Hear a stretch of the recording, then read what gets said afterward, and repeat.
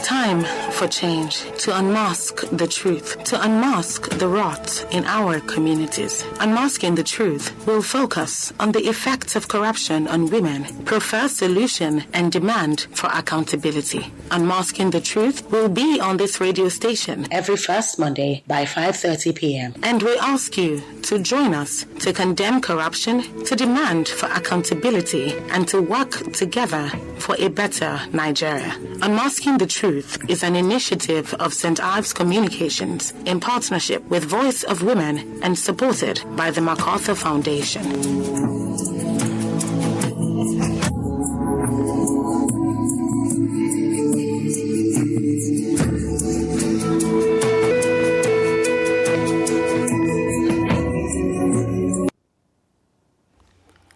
Welcome on Unmasking the Truth on Women Radio WFM 91.7.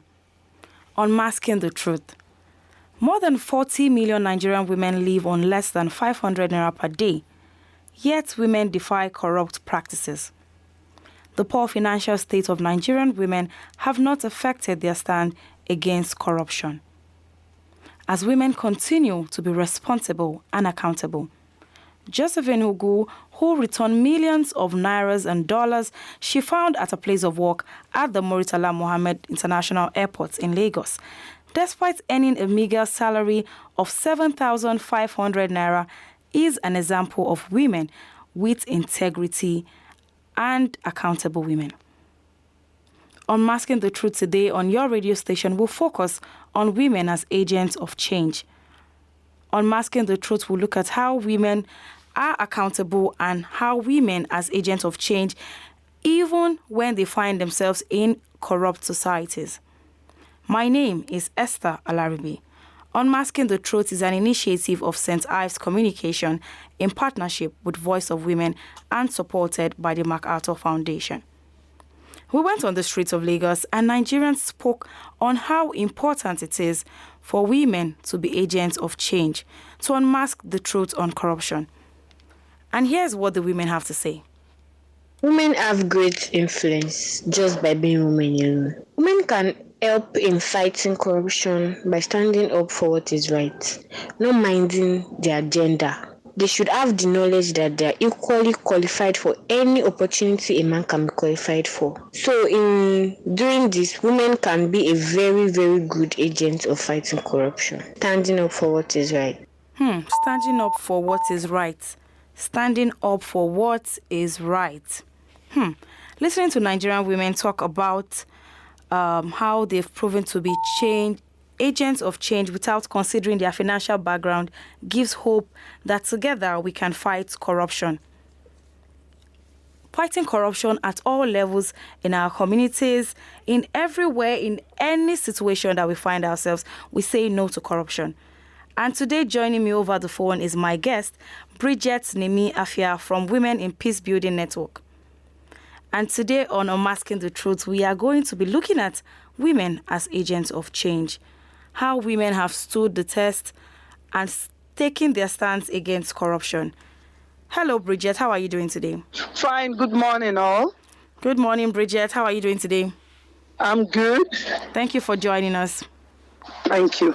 Yes. So Nigerians have spoken on how women are agents of change and how women need to know themselves better to be able to say no to corruption. What are your thoughts on women being agents of change and how women can change the narrative? I think the change starts with women because we are nurturers, we are home builders, we are the first teacher of our children. If you don't lie to your children, you don't lie in their presence, they will never lie. Most of the things that we have learned in life, most of the values we have were taught to us by our mothers. And until every woman sees herself as a serious agent of change, we will do the things we are not supposed to do. And let me tell you, you are what your background gives to you. You don't become suddenly corrupt as an adult. You must have those tendencies as a child for you to begin to really practice them as an adult. Okay. So if more women take the issues of change and the issues of corruption seriously, we will have a better society. Because if the younger ones that are upcoming will do the right thing, then only do we say we have a future in Nigeria. As it is, we have no future. Because even the mothers, the women who are supposed to change the narrative are part of what is going on. Why should a mother aid a child to write school set, to write WAEC, even GS3 exam? Somebody even told me, even primary 6 school living certificate. If the child starts cheating at that level, what would that child become? Two, the decency we are talking about in society must start from the home, from mothers. Even at my age, there are certain things I can't wear.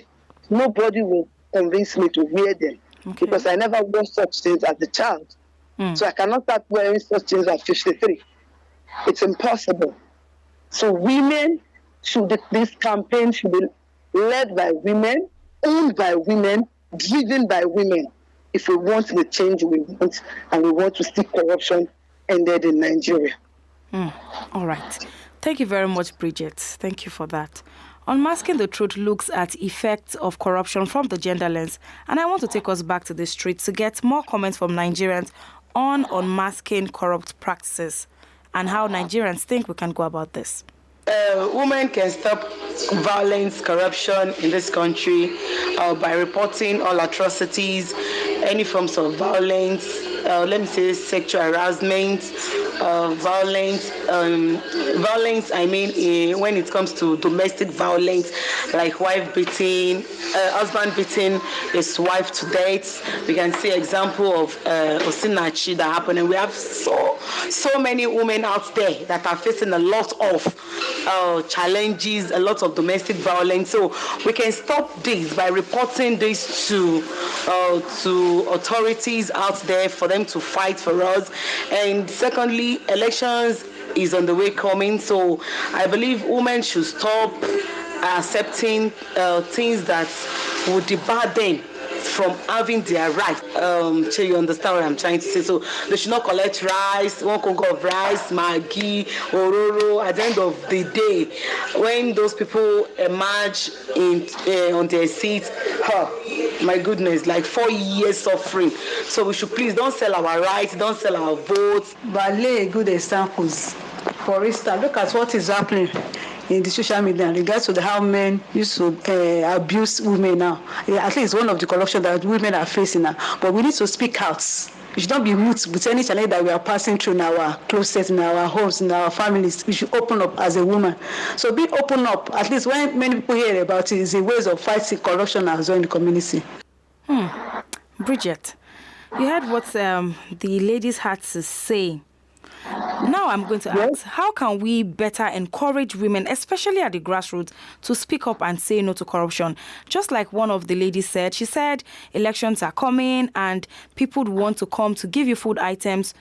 Now it is up for women to stand up and say no to corruption. Well, part of what my organization is doing is to do confidence building for women, do voters education, and also to teach the women. They must understand that whatever they do now will affect them and their children. And in the next 4 years, they are binded to whatever they have chosen. You know, like she said, it's not about rice, not about rural, it's not about salt or whatever. Because we have the number when it comes to voting. More women have voters card than men and even youths. So we must use our power. We must understand how powerful our voters card is, and we must use it properly. But we must also understand the word called dignity and justice. So part of the training we are doing for women is the place of dignity and justice in your actions. Okay. Are you going to sell your conscience, your dignity for a small cup of Ororo and what do you have? Match is salt. So we need to take this message. Every state, every woman should do what they can do. The CSOs, women leaders, we must do this in every state we find ourselves, in all the, especially at the grassroots. At At least let them look at past experience. Okay. Now, if they call any political leader, they will answer them. But once the elections are over, their positions, they change their numbers. You cannot get to them. Is that what they want? So we must keep talking and serious awareness, rigorous awareness on our Pidgin English radio program, so that every woman, the market woman, every woman can get to understand that it's not just for today, but whatever decision they take today will affect them and their children for many years to come. Whatever decision we take today will affect women and their children for many years to come. Unmasking the Truth on your radio station is an initiative of St. Ives Communication in partnership with the Voice of Women and supported by the MacArthur Foundation. It is very, very important that we get to hear from more people. So we go back to the streets for more opinions to hear what Nigerians have to say on Unmasking the Truth on corruption. Left to me, I believe say women go fit be agents of change and women fit fight corruption. So first, corruption be something when human beings they cause them, then human beings fit by themselves decide to end them. And it no matter whether between a man or a woman, if man fit do one, woman fit do one. You get this woman Claudia Escobar for this country Guatemala, the corruption way they did just like Nigeria. So this particular woman, Claudia Escobar, as she entered there, she gets one top political position, and she used her office to fight corruption to the extent where it got one very big case where she joined forces. She put hand for that matter, and because of that thing, so many top political officials where they very corrupt, she helped to bring them down. Her name figure down in history because of what she do.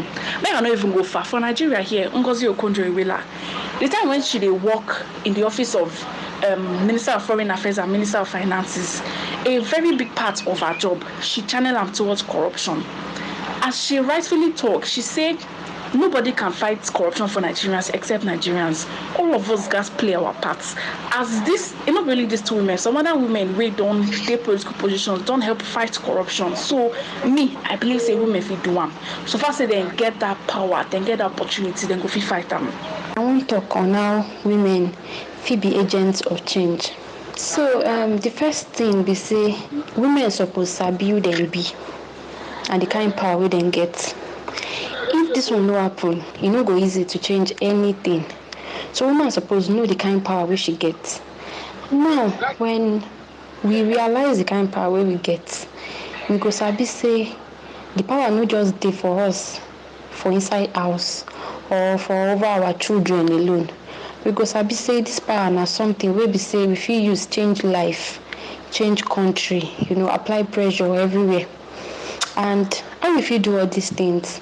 The first thing be say may we dey participate in politics.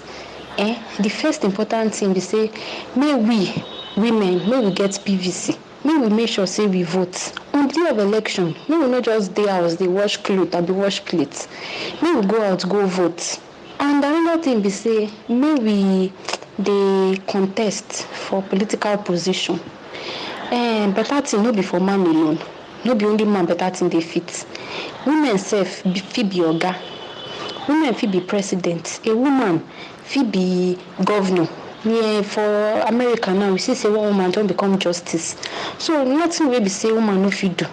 But we no go fit reach all those positions if we no contest.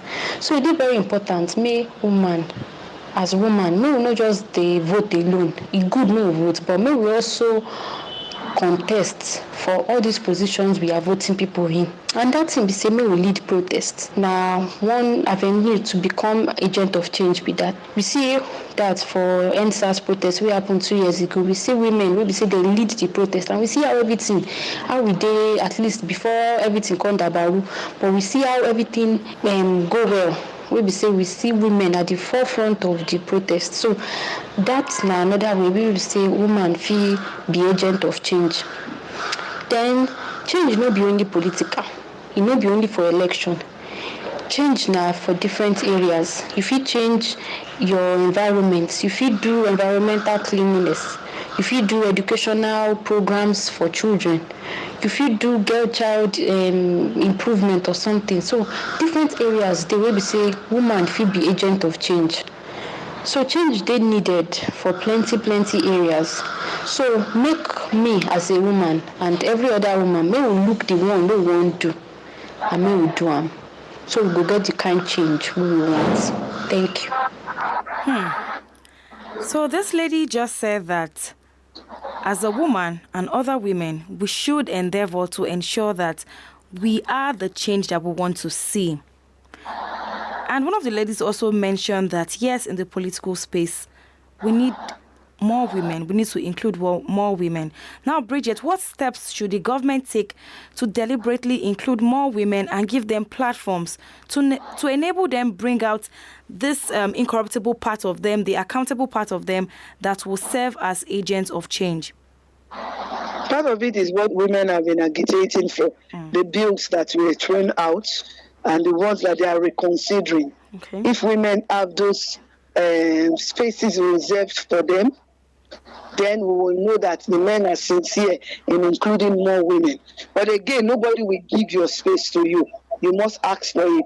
And like we tell community women, we say if they're not invite you for the meeting, open a carry on a chair. They not put chair for us. Now carry on our own chair from house.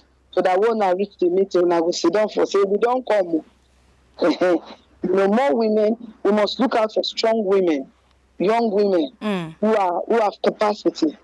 It's not, when we talk about capacity here, we're not talking about very high education. Okay. They can read, they can write, they can speak. So that we must begin to include them.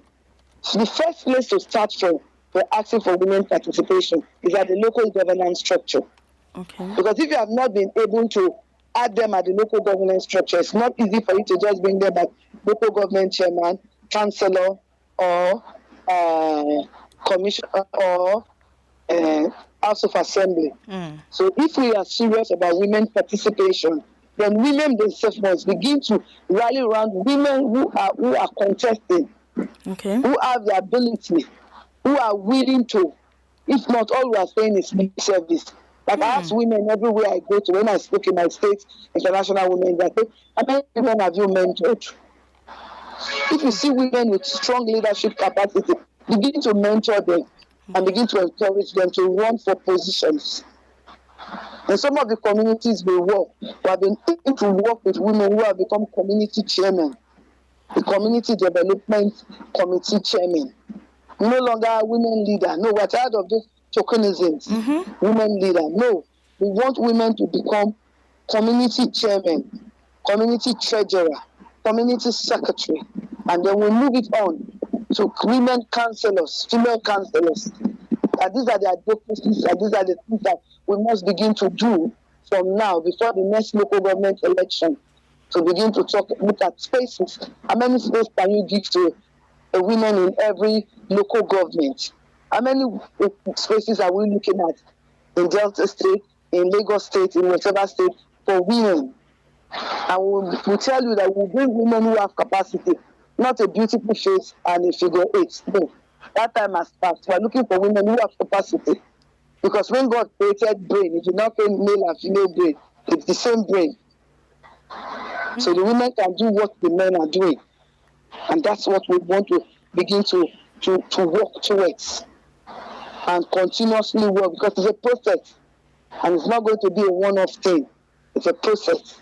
And more awareness campaigns on women participation, with traditional rulers, with community leaders, government level, and at every level.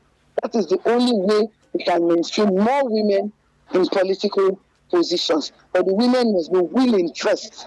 They must have they must have confidence in themselves. They must be willing. They must be willing to go the whole length. All right. Thank you very much, Bridget, for joining me on Unmasking the Truth on Corruption today. Thank you so much, Bridget. Thank you. Yes, do have a great day. You too. Thank you so much. Yes. And that was Bridget Nimi Efia from Women in Peace Building Network. Unmasking the Truth on Corruption. Corruption has affected us as a nation in different ways, and we only need to come together collectively to fight corruption. as it affects national growth and development. Nigerian women have actively taken a stand on corruption, on national issues, and have continued the struggle to enforce social change. While we unmask the truth on corruption, we must also salute the courage of women change makers.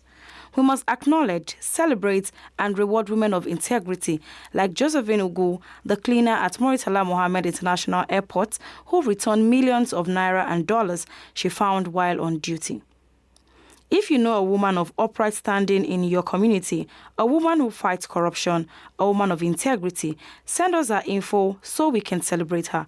You can also share your comments and contributions on corruption by sending us a text or a WhatsApp message on 070-317-56537. Unmasking the Truth on Corruption. Unmasking the Truth on Effects of Corruption on Women from the Gender Lens is an initiative of St. Ives Communication in partnership with Voice of Women and supported by the MacArthur Foundation. Thank you to the producer Taiwo Adeleye, the production assistant Dabira Oluwagbili, and executive producer Tom Okewali Shonaya. My name is Esther Alaribe. Thank you for joining me as we unmask the truth on corruption. WFM 91.7